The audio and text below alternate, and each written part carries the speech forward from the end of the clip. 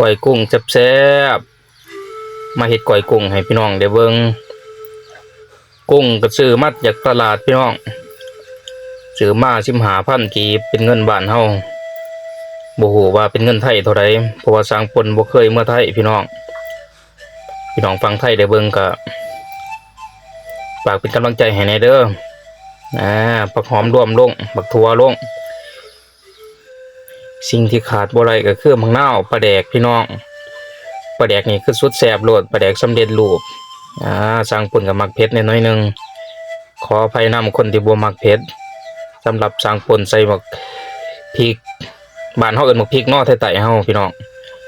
บักพริกขัวลงยังบ่ทันแล้วก็ซอยบักพริกลงอีกต่างหาก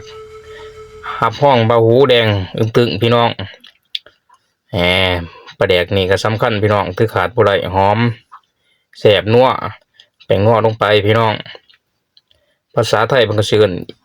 สู้รสบ่พี่น้องหรือว่าแม่นหยังขออภัยนำเด้อบ่ฮู้นี่ข้าวขัวลงไปกุ้งเป็นๆเด้พี่น้องเอามาตลาดมื้อเช้านี่ใหม่ๆเพราะว่าสร้างปนก็มักก้อยกุ้งอยู่แล้วบ่ฮู้ว่าพี่น้องมักคือกันอยู่บ่คนให้มันเรียบร้อยให้มันเข้าเนื้อเข้าหนังโอ้ยสุดยอดพี่น้อง